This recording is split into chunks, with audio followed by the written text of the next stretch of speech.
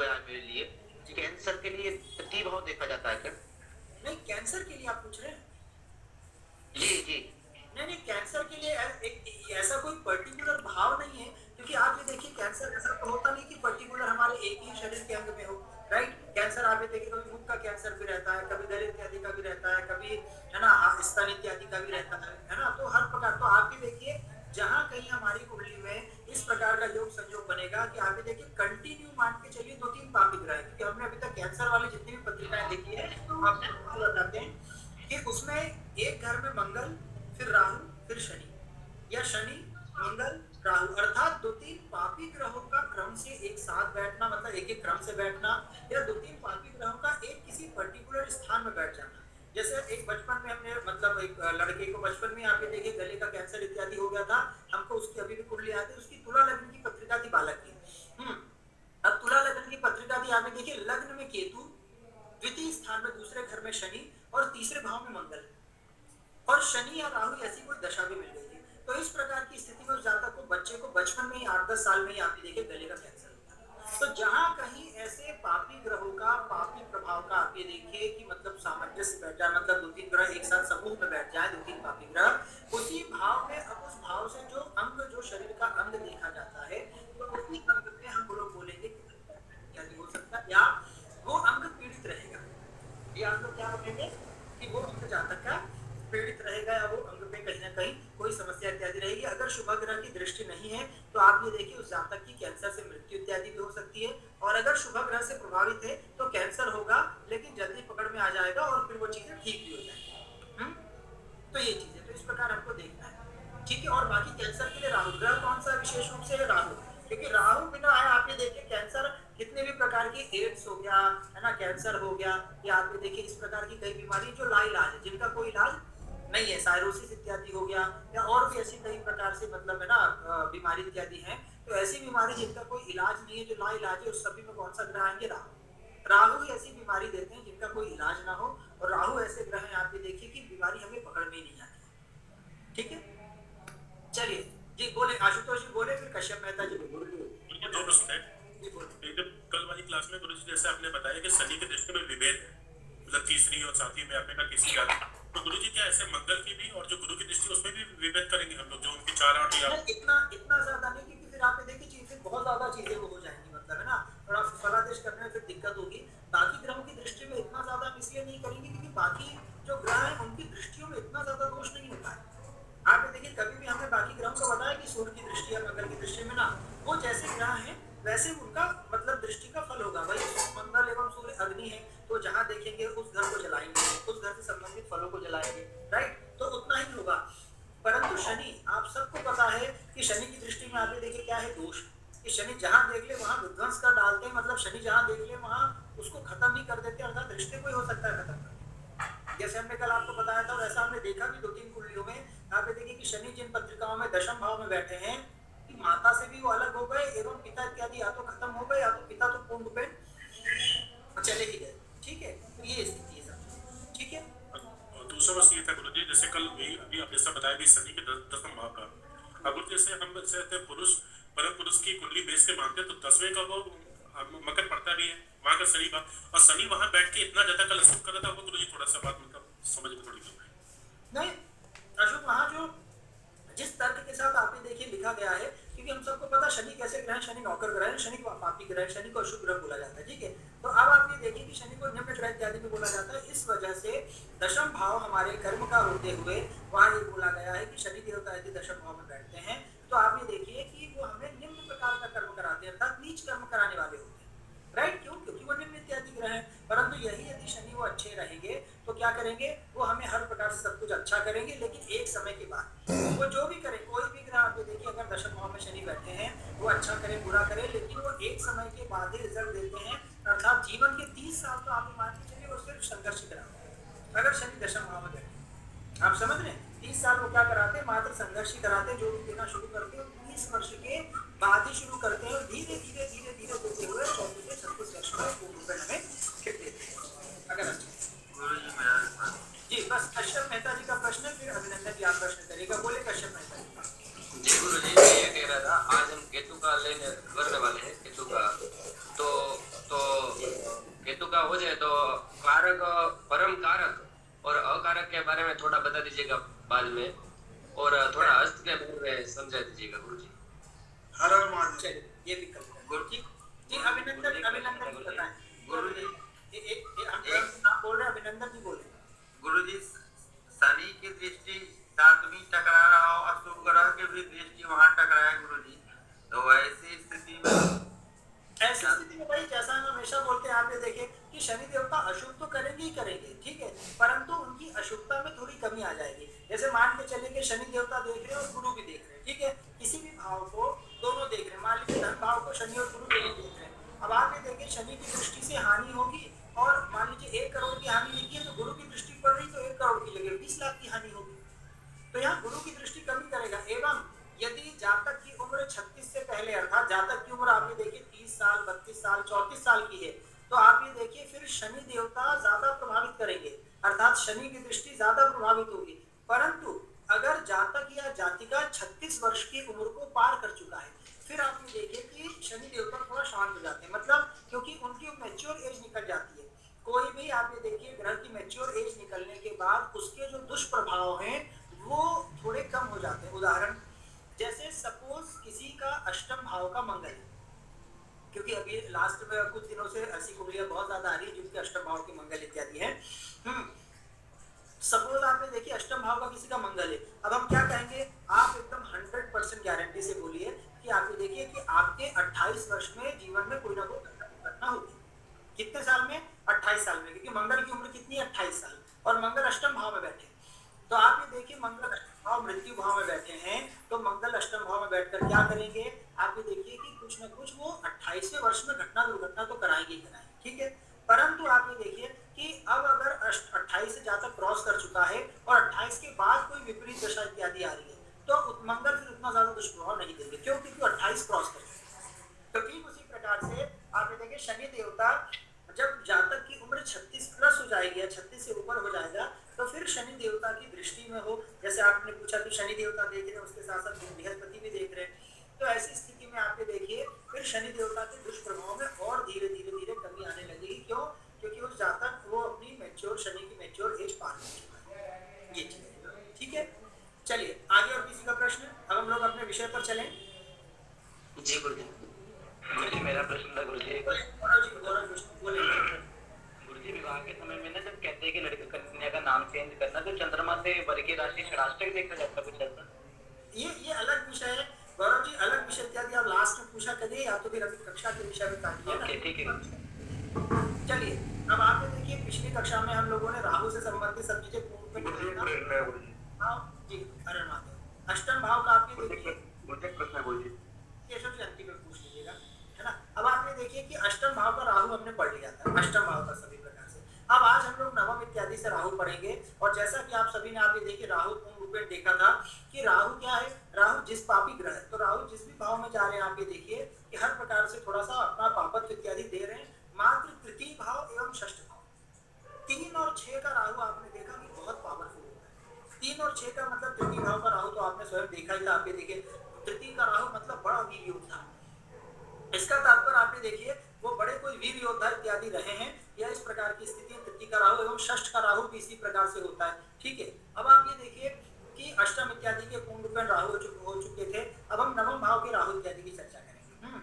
नवम भाव का राहु आप ये देखिए पापी ग्रह बैठा, सबसे पहले विदेश यात्रा। नवम राहु, क्योंकि राहु देवता यात्रा के कारक ग्रह है, विदेश के कारक ग्रह है, तो नवम भाव सबसे पहले आप ये देखिए विदेश यात्रा इत्यादि कराएंगे, है ना, और विदेश यात्रा एवं राहु इत्यादि के सब चीजें पूर्ण रूप में कराएंगे। उसके साथ साथ आप ये देखिए कि विदेश यात्रा रहेगी, विदेश यात्रा के साथ साथ क्या रहेगा कि राहु नवम भाव में बैठकर आप ये देखिए अधर्म के कार्य भी कराते हैं, क्योंकि राहु अगर धर्म भाव में बैठेंगे तो आप ये देखिए कुछ ना कुछ अधर्म के कार्य भी कराते हैं। अर्थात ऐसी स्थिति में नवम का राहु भी हमें अर्थात आप ये देखिए कि हमारे पितरों से संबंधित हमसे कुछ गलत करते हैं, तभी हमारा राहु नवम में आया। राहु नवम में आने का क्या प्रभाव है कि हमसे हमारे पितरों से संबंधित आप ये देखिए कुछ ना कुछ गलत कर्म हुए हैं, जाने अनजाने में ही सही, कि जो नवम इत्यादि का राहु में नहीं, ठीक है। नवम का राहु आप ये देखिए बाकी दृष्टिकोण से अगर देखा जाए तो अच्छे होते हैं, नेम फेम देते हैं, करियर में देते हैं, बहुत ज्यादा अच्छा भी करते हैं। क्यों? लेकिन कैसा आप देखिए कि जो गलती से अच्छा हो गया हो, अर्थात ऐसी सब सारी चीजें भी पूर्ण पर अचानक मान के चलिए उस व्यक्ति ने यूट्यूब पे जैसे अभी आपने मान के चलिए बीच में एक वो कोई पंजाबी लड़का था, मोटा सा एकदम, मतलब गोल मटोल सा एकदम लड़का सा, जो नहीं फेमस हो गया था, जो भी है ना, कि तो वो बोला जा रहा है वैभव अरोड़ा, बिल्कुल छोटा बच्चा था जो कि उसको ना गीता पता ना रामायण, लेकिन देखिए फेमस हो गया, डिबेट करने लगा, ये सब चीजें। तो ये जो धर्म के दृष्टिकोण से आप देखिए ऐसी फेमस, बल्कि उससे बोला जाए कि गीता का कोई भी श्लोक सुना दिया जाए, भागवत का पहला श्लोक सुना दिया जाए, जन्माद्यस्य इत्यादि करके कुछ भी सुना दिया जाए, वो कुछ नहीं सुना पाया, कि पहला श्लोक भी नहीं सुना पाया सब चीजें, और अपने आप को पूर्ण रूपेण ये सब चीजें अभिनव अरोड़ा, बिल्कुल अभिनव अरोड़ा, वैभव अरोड़ा नहीं, बिल्कुल। तो अभिनव अरोड़ा आप ये देखिए इस प्रकार की जो रहते हैं, ये ऐसी नवम का राहु रहते हैं कि ऐसी गलती करके देखिए फेमस इत्यादि हो जाते हैं। ठीक है, तो हम स्क्रीन प्रेजेंट कर रहे हैं, तो आप लोग देख लेते हैं नवम का राहु इत्यादि क्या रहता है कि राहु कहीं भी बैठेंगे आप ये देखिए भटकाव इत्यादि रहेगा, और राहु केतु में हमेशा ये चीजें देखिएगा कि वो जिस भाव में जिस ग्रह में आप ये देखिए बैठेंगे, वहां से संबंधित ज्यादा, वहां से संबंधित जितना तो जहां बैठेंगे वहां से संबंधित पूर्ण रूपेण फलगतन अपना करेंगे। तो ये चीजें, चलिए अब हम लोग आगे चले, पूर्ण रूपेण राहु का नवम भाव का देख लेते हैं, है ना। चलिए देखिए जिसमें लिखा है कि नवम भाव का राहु, आप ये देखिए कि नवम भाव का राहु है, मनुष्य बुद्धिमान होता है।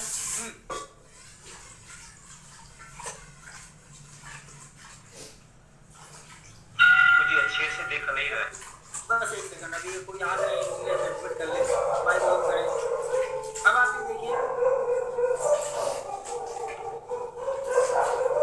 चलिए लगा हुआ आप देखिए जिस जातक की पत्रिका में नवम का राहु हो, तो वह मनुष्य आप देखिए बुद्धिमान, अपने गुणों से पूजित, दयावान, तीर्थों में प्रसन्न रहने वाला, मतलब हमेशा इस यात्रा करने वाला आप ये देखिए, ठीक है, और सभा का प्रकाशक, ठीक है, ये उपकार को मानने वाला, संपूर्ण काल में बंधु वर्ग को पालने वाला होता है। मतलब वही है कि धर्म से संबंधित सब चीजों में आज के समय में ठीक अच्छा रह जाता सबसे, लेकिन कहीं ना कहीं नवम का राहु तो पितरों से संबंधित यहाँ जो नहीं है, पितरों से संबंधित कहीं ना कोई हमसे जाने जाने में गलती रहती है। बाकी नवम भाव का राहु हर प्रकार से अच्छा रहता है, संपूर्ण काल में अपने बंधु वर्ग को पालने वाला रहता है, ये चीजें, ठीक है। तो नवम का राहु अर्थात यदि स्थायित्व इत्यादि एक स्थान पर रहेगा तो कहीं ना कहीं दिक्कत परेशानी होगी, उनको यात्रा इत्यादि करना चाहिए नवम के राहु को, और इस प्रकार यात्रा में आप देखेंगे ऐसी स्थिति में सब कुछ बहुत अच्छा होता है। चलिए दशम का राहु, अब आप ये देखिए दशम भाव का जो राहु है, तो दशम के राहु हर प्रकार से क्या रहते हैं कि करियर में, जैसे आज के समय में आप देखिए राजनीति में दशम का राहु बहुत अच्छा होता है। आज के समय की जो राजनीति, ठीक है, पहले के हिसाब से देखा जाए तो राहु ऐसे भी माना जाएगा, क्योंकि पहले का हिसाब से राहु आप देखिए बुरे लोगों का संसर्ग रहेगा, है ना, नेगेटिव लोगों का रहेगा, गलत कर्म करने वाला, द्वेष कर्म करने वाला, सबसे इस प्रकार का राहु रहेगा। परंतु आज के समय का दशम का राहु, जैसे अमित शाह जी का दशम का राहु है, अब आप ये देखिए पूर्ण रूप में राजनीतिक इत्यादि, अर्थात किस प्रकार तिकड़म इत्यादि करना है, किस प्रकार जुगाड़ इत्यादि करना है, कहाँ किसको बैठाना है, किस प्रकार का घोटाला करना है, मतलब आप समझ रहे हैं कि जितना भी षड्यंत्र होता है वो दशम का राहु आपको पूर्ण रूप में षड्यंत्रकारी बनाएगा, कि आप हर प्रकार से षड्यंत्र इत्यादि कर सकें, ठीक है, हर प्रकार से आप षड्यंत्र इत्यादि कर सके, वो आपको षड्यंत्र करने के लिए पूर्ण रूप में सब चीजें बनाएगा। तो दशम का राहु इस चीज के लिए प्रसिद्ध रहता है। अब इसमें क्या लिखा है ये भी पढ़ ले। दशम के राहु में आप ये देखिए जिस जातक की पत्रिका में दशम के राहु हो, वह मनुष्य म्लेच्छ संसर्ग से गर्व प्राप्त करने वाला, अर्थात नहीं रहता है कि आप ये देखिए गलत लोगों के साथ मिलेगा और उसमें भी गर्व महसूस करेगा कि अरे मैं इन लोगों के साथ हूँ, ठीक है। मानवती स्त्रियों को भोगने वाला, अर्थात गलत कर्म करने वाला, मतलब जो मान सम्मान स्त्रियां रहती हैं आप ये देखिए उनको भोगने वाला, अर्थात यहाँ दशम का राहु ये भी कर सकते हैं आप ये देखिए, क्योंकि ये चीजें जैसे हम लोग मूवीज वगैरह में देखते हैं, लेकिन कई जगह आज भी जो ऐसी चीजें होती हैं कि दशम का राहु आप ये देखिए, अब किसी महिला को किसी प्रकार का कुछ काम है तो अर्थात वो व्यक्ति उनके साथ ब्लैकमेल करने वाला, गलत कर्म करने वाला, कि ठीक है भाई हम आपको आपका काम कर देंगे लेकिन आपको हमारे साथ ये कर्म करना पड़ेगा, ठीक है। तो इस प्रकार जो ब्लैकमेल करके आप ये देखिए महिलाओं का शोषण करने वाले लोग होते हैं, इस प्रकार के जो होते हैं ये दशम के राहु वाले होते हैं, ठीक है। तो ये दशम का राहु इसलिए किसी प्रकार से गलत कर्म करने वाला ही रहता है, ठीक है, भोगने वाला। ऊंचे मनुष्यों से क्लेशित होने से, ऊंचे मनुष्य से क्लेशित होने से, क्लेश इत्यादि रहने से, ऊंचे मनुष्य का तात्पर्य यहाँ पद से ऊंचा नहीं है ना, अर्थात क्वालिटी से ऊंचा है, अर्थात जो अच्छे मनुष्य रहते हैं, ठीक है, तो उनसे हमेशा क्लेश इत्यादि होने से, रात्रि में निद्रा रहित अर्थात रात्रि में निद्रा नहीं आती। इसलिए आप ये देखिए कि दशम के राहु वालों को या राहु शनि इत्यादि क्या करते हैं कि रात में जल्दी नींद नहीं आती है। मद से द्रव्य नष्ट करने वाला, नशे में इत्यादि द्रव्य नष्ट करने वाला और क्रूर कर्म करने वाला होता है। ठीक है, तो आप ये देखिए कि दशम का जो राहु रहता है वो दशम का राहु गलत कर्म करने में ही प्रवृत्त रखता है। ऐसी स्थिति में लेकिन आज के समय में वही लोग फेमस है। अब जैसे आप ये देखिए जो लोग ड्रग्स का व्यापार करते हैं, जो लोग ड्रग्स का व्यापार करते हैं, जो लोग नशे का व्यापार करते हैं, जो लोग कन्याओं या गलत कर्म इत्यादि करते हैं, ठीक है, जो लोग आप ये देखिए मदिरा इत्यादि का व्यापार करते हैं, तो ये सब क्या है? ये सब वही जो लोग आप ये देखिए अपने लाभ के लिए, अपने फायदे के लिए, है ना, कई लोगों को मरवा देते हैं। जो ये सब चीजें ये दशम का राहु ही है। अभी राजनीति में ये सब चीजें तो होती हैं। तो दशम का राहु भी आप ये देखिए अगर किसी अच्छे ग्रह से प्रभावित नहीं है, इसलिए दशम के राहु में अभी हमने एक आपकी पत्रिका देखी थी, आप ये देखिए कि उस व्यक्ति का दशम का राहु था। अब वो व्यक्ति हमसे बोला कि गुरुजी कुछ भी आप कुछ भी कराइए, कुछ भी कराइए का तात्पर्य आप ये देखिए आपको बाहर से सोना कितना स्मगल करना है। सोना मतलब अगर आपको बाहर से 2 किलो 4 किलो सोना लाना है, मैं वो करवा दूंगा।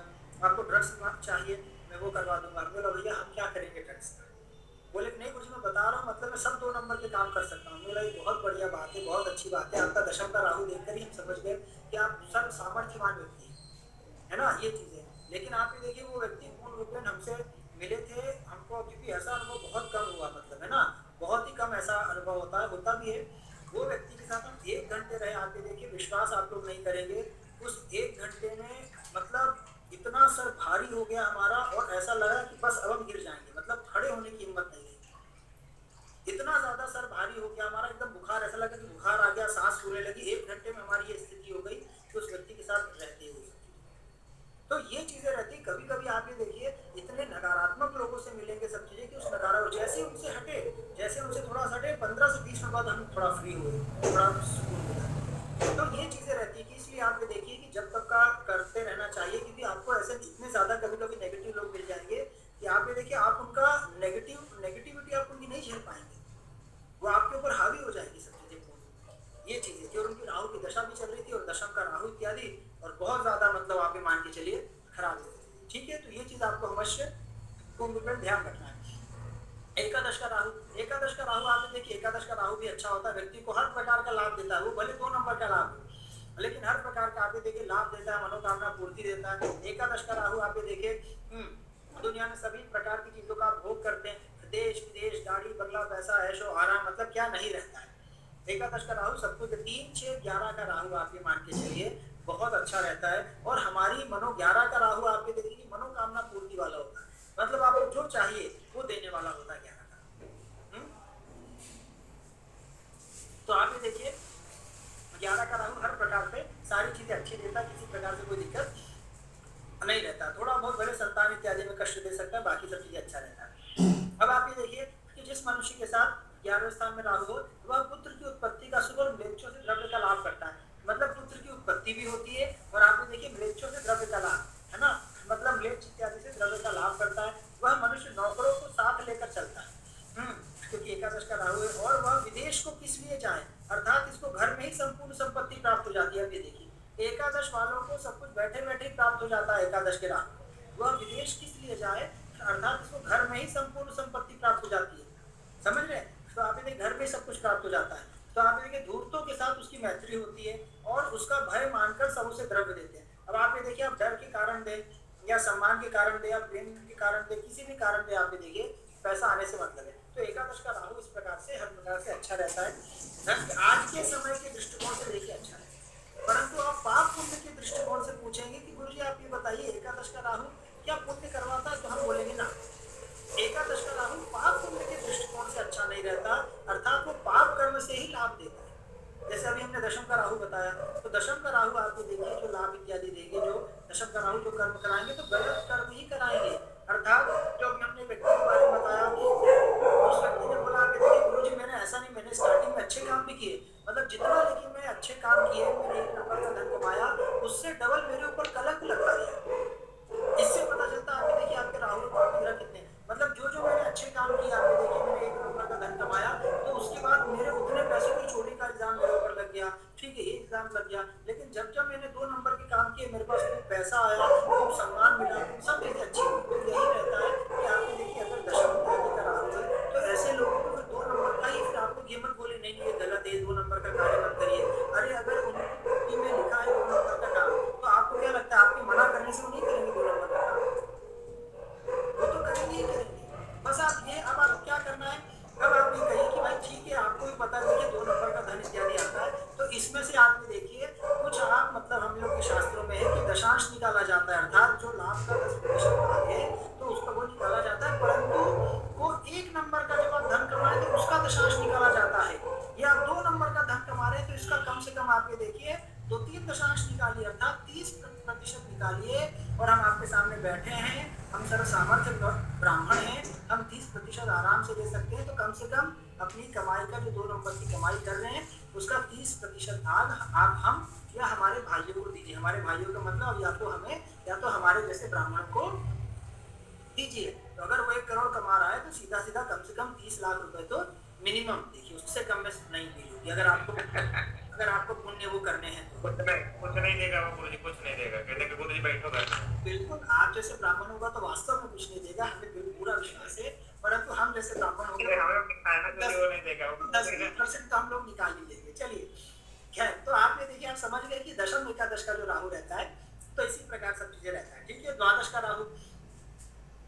राहु आप देखिए थोड़ा सा रोग, बीमारी, विदेश यात्रा, ऐसे लोग विदेश इत्यादि में ही रहे, आंखों से संबंधित समस्या। द्वादश का राहु व्यक्ति को व्यभिचारी भी बनाता है, ये चीजें भी है क्योंकि राहु में पापी ग्रह इत्यादि है, एवं द्वादश भाव भोग का भाव भी होता है देखिए। तो ऐसी स्थिति में व्यभिचारी इत्यादि, गलत कर्म करना इत्यादि, गुप्त रूप से गलत कर्म इत्यादि करना। द्वादश राहु आप देखिए कि व्यक्ति का हर प्रकार से व्यय इत्यादि भी कराता है, व्यक्ति के ऊपर कर्जा इत्यादि भी हो जाता है द्वादश के राहु, लाखों करोड़ों का कर्जा इत्यादि हो गया। तो इस प्रकार की भी स्थिति आप देखिए सब चीजें रहती है, अर्थात द्वादश का राहु किसी भी प्रकार से ठीक एवं अच्छा नहीं रहता है। ठीक है, चलिए हम लोग द्वादश किए। यदि 12वें स्थान में आप देखिए राहु तो उस मनुष्य के आप देखिए उस मनुष्य के दीनता, पार्श्वशूल, छाती में वात पीड़ा, खलों के संग मतलब खल मतलब दुष्ट लोग, खलों के संग मैत्री, सज्जनों के साथ शत्रुता, ये देखिए सज्जनों के संग देखिए शत्रुता। ठीक है, चित्त में अशांति। ठीक है, प्रयत्न करने पर भी अनर्थ, मतलब प्रयत्न करेंगे तो भी अनर्थ ही होगा। पाश्चात वांछित अर्थ की सिद्धि इत्यादि पर करता है, मतलब आप ये देखिए अब इतना सब कुछ बुरा लिखा है तो आपको भी पता है कि चित्त में शांति तो रहेगी नहीं, अर्थात चित्त में यहाँ अ लिखना भूल गए, चित्त में अशांति। द्वादश का राहु आप देखिए प्रयत्न करेंगे अच्छा तो भी अनर्थ होगा। सज्जनों के संग शत्रुता, मतलब अच्छे लोगों के साथ शत्रुता इत्यादि होगी। खलों के संग मैत्री होगी, छाती में वात पीड़ा होगी।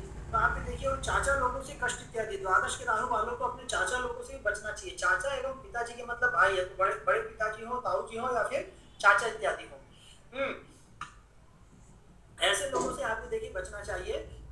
क्योंकि एकादश का जो राहु है वो जो द्वादश का राहु है आप ये देखिए वो पिता के भाइयों का भी होता है। तो ऐसी स्थिति में कभी कभी पिता के भाइयों से ही शत्रुता एवं कोर्ट केस कचहरी हो जाता है। इसलिए पहले से सब चीजें क्लियर रखनी चाहिए। अगर जमीन जायदाद बंटवारा इत्यादि नहीं है पहले से ही सब बांट लीजिए। ऐसा ना हो कि चाचा किसी को बेच दे जमीन, आप यहाँ शहर में रह जाए और जमीन बेचकर पूरा पैसा ले लें, फिर आप जाइए तो लड़िए। समझ रहे? तो इस प्रकार द्वादश का राहु कैसे करता। चलिए अब हम लोगों ने द्वादश के राहु पूर्ण रूपेण पढ़ लिया सब चीजें। तो आपने देखा द्वादश का राहु अगर देखा जाए आप देखिए तो 3-6 विशेष रूप से सबसे उत्तम जो फल देते हैं राहु वो तृतीय भाव में और षष्ठ भाव। अब आप लोग देख लीजिए अपना कहाँ राहु है कि 3 और 6 में अच्छा फल देते हैं, उसके बाद 9 और 11, उसके बाद नवम भाव में 11। तो सबसे उत्तम 3-6 है, फिर 9-11 तैयारी। तो इस प्रकार के भाव माइक ऑफ करें। इस प्रकार के भाव में आगे देखिए कि राहु देवता अच्छा फल करते हैं और राहु देवता अच्छा फल करके सब चीजें ऐसा वो करते हैं।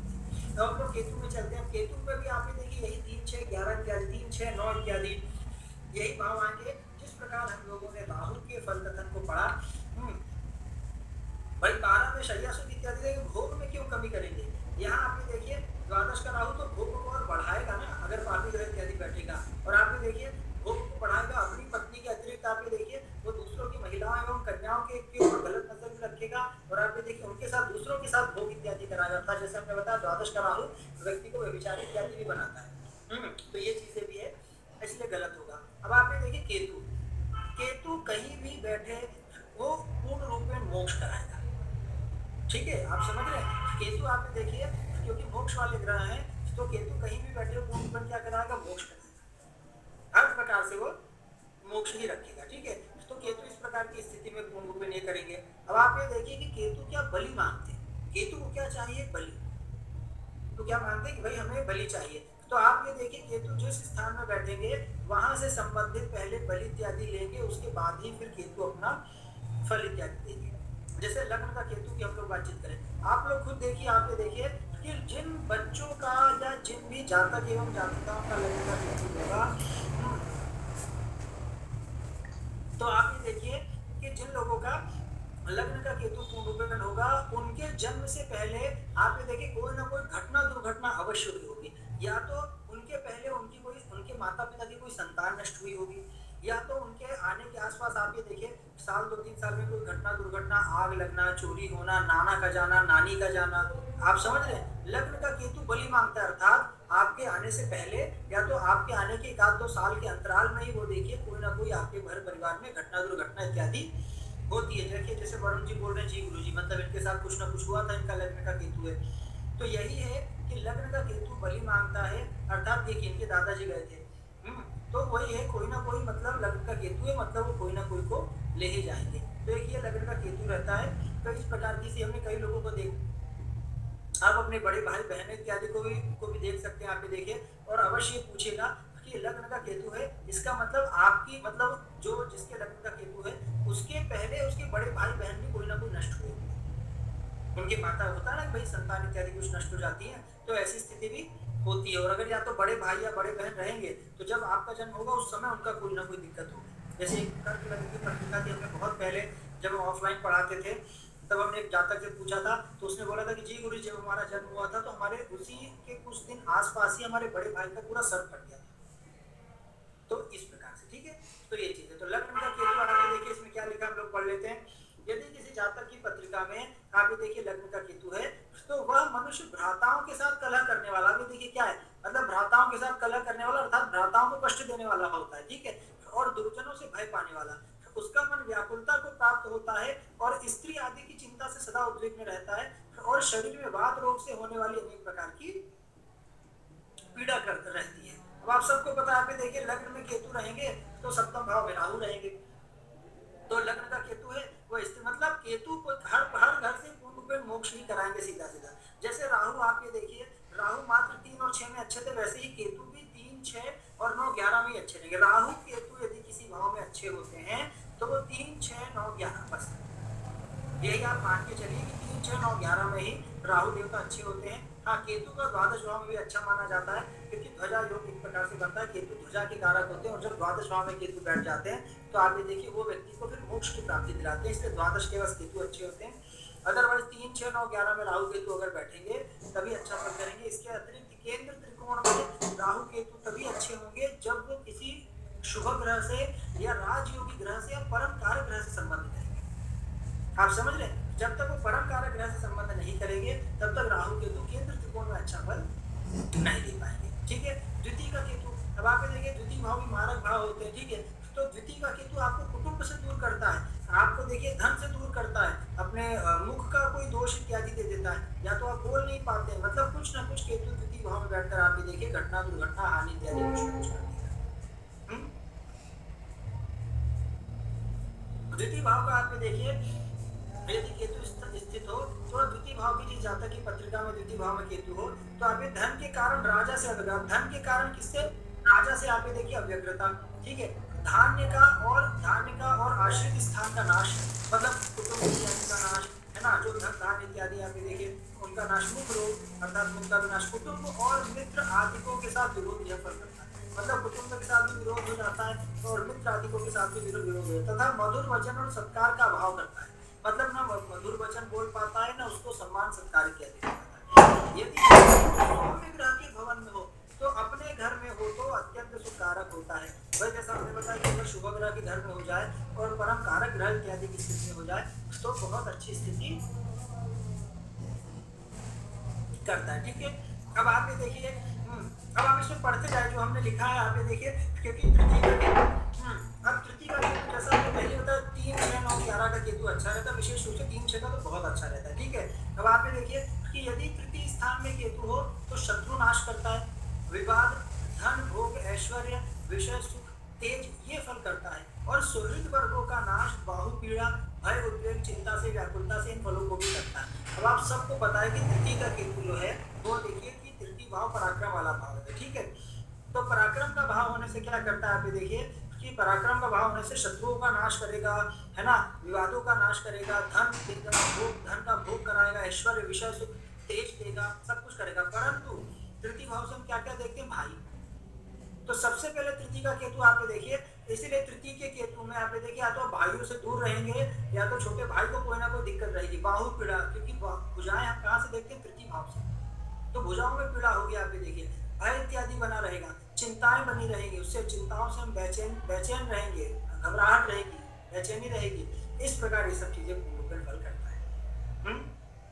अर्थात तृतीय भाव का केतु यहाँ आपको मान सम्मान ख्याति ऐश्वर्य पराक्रम तो देंगे, लेकिन जो विषय है, जो विषय अर्थात जो संबंध विषय है, जो हमारे संबंधों के विषय आप देखिए, ठीक है, जो हमारे संबंधी होते हैं तो उनसे संबंधित वो नाश करते हैं, ये चीजें रहेंगी। अब आप ये देखिए चतुर्थ का केतु, यदि चतुर्थ स्थान में केतु हो आप ये देखिए तो सीधी सी बात है, घर परिवार सुख शांति माता सबका नाश, सब कुछ मोक्ष। केतु जहां बैठेंगे आप देखिए वहां से संबंधित भावों को पूर्ण रूप में मोक्ष देंगे। यदि चतुर्थ स्थान में केतु हो तो आप ये देखिए माता का सुख न हो, सुहृद वर्ग अर्थात भाई बहनों से भी आप ये देखिए सुख न हो, और पिता का धन वस्तु आदि नाश को प्राप्त हो, अर्थात पिता का यदि कोई धन इत्यादि होगा या आप ये देखिए कोई वस्तु इत्यादि होगी तो वो सब नाश को प्राप्त हो जाएगी। उस मनुष्य को अपने घर में चिरकाल वास न मिले, अर्थात केतु मतलब मोक्ष मतलब अलगाव, बचपन से उसका घर ही छूट जाता है, केतु मतलब मोक्ष मतलब त्याग। और यदि मिले मतलब बचपन से अपने घर में ही वास न करे, न मिले, और यदि मिले भी तो चित्त को शांति कभी न प्राप्त हो, अर्थात चित्त हमेशा व्याकुल रहे, हमेशा अशांत रहे। यही यदि केतु उच्च का हो तथा अपने भवन में हो तो बंधु वर्ग सुख रहता है। लेकिन आप ये देखिए भले उच्च का भी हो जाए केतु, ठीक है, शुभ ग्रह इत्यादि मतलब एक ही स्थिति में वहां केतु शुभ फल दे सकते हैं, है ना। केतु राहु का जैसा हमने बताया, आप देखिए यदि वो राहु एवं केतु शुभ ग्रह से प्रभावित हो, किससे, आचार्य पंकज जी सुनिए, है ना, कि कहां से प्रभावित हो। आप देखिए यदि वो शुभ ग्रह से, आप तो सोने लगे, उठिए पानी के लिए,